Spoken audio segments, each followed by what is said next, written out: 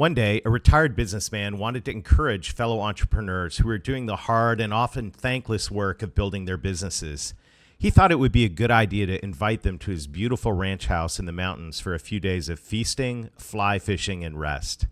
With the catering, fishing guides, and entertainment all arranged, he sent out the invitation.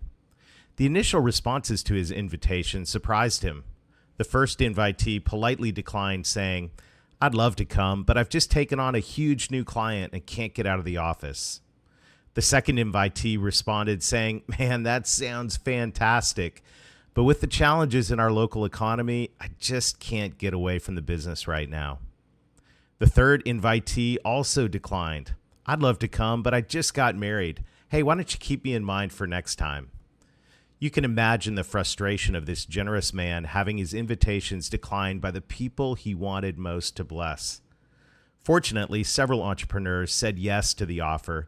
They ended up having what they would later describe as one of the most transformational weekends of their lives. By now, this story is probably sounding familiar. Jesus told a somewhat similar parable with the story of the great banquet. In this story, the generous host sent out invitations to an incredible feast. Interestingly, the first two people that said no to the invitation in Jesus' story seemed to be busy business people. One had bought some land and had to go see it, as if he didn't look at it before he bought it.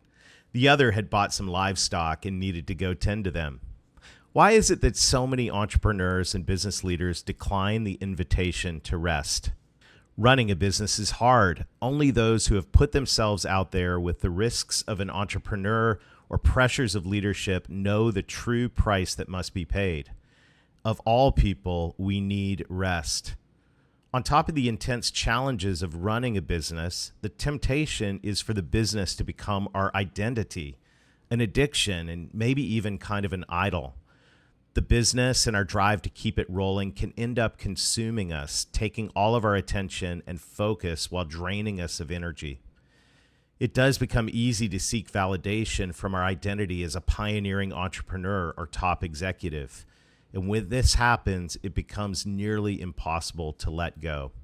How do we know we've crossed the threshold into the business becoming our identity? How might we recognize a slip towards addiction or even idolatry? Perhaps we can recognize this has happened by our response to an invitation from God to rest.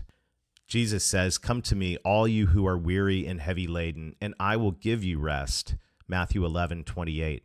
There is rest available. You just need to say yes. Entering that rest requires some humility. In essence, saying yes to rest is like saying, "I recognize this business is not all about me." Saying yes to the banquet also affirms that our success is not all about us. It reminds us that there is a place we can go when the pressure turns up. The invitation to rest is always available.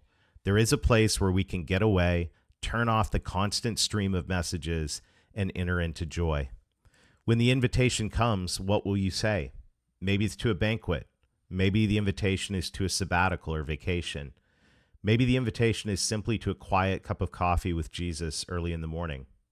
Over the years, I've heard many preachers say, when God asks you to do something, will you give him your yes? Usually they're referring to a big risk, to which most of us with an entrepreneurial spirit would say, you bet. But what about when God invites you to a banquet? What about when he invites you to rest? Will you give him your yes at that moment as well?